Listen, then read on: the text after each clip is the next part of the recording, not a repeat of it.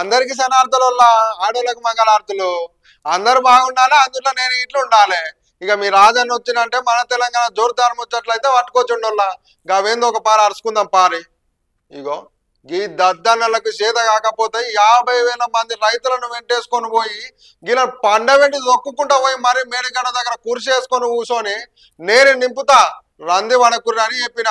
ఆ ప్రభుత్వం నీళ్ళు ఎత్తకుంటే మేమే 50,000 మంది రైతులను వెంట పెట్టుకొని పోత నీళ్ళు ఎత్తి చూపిస్తాం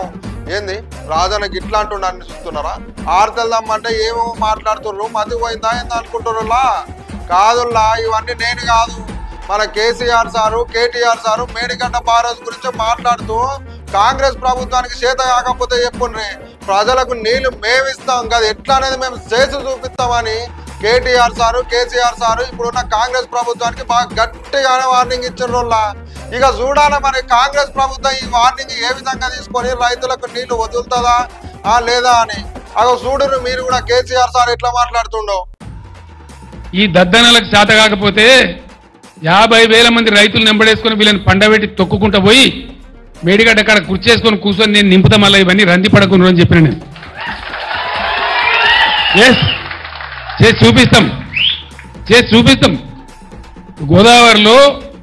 నీళ్ల ప్రవాహం మొదలైన తర్వాత బరాయితో సంబంధం లేకుండా నీళ్ళు లేపచ్చు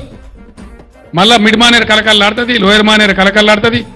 తక్కువ పడితే ఎస్ఆర్ఎస్పీకి ఇయ్యచ్చు ఎత్తాల నీళ్ళు ఇప్పుడు ఈ ప్రభుత్వం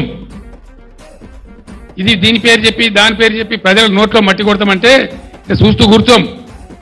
మనం కొత్తగా ఎలక్షన్ తర్వాత కాబట్టి కూర్చున్నాం మౌనం పట్టాం కానీ నేనే పోతా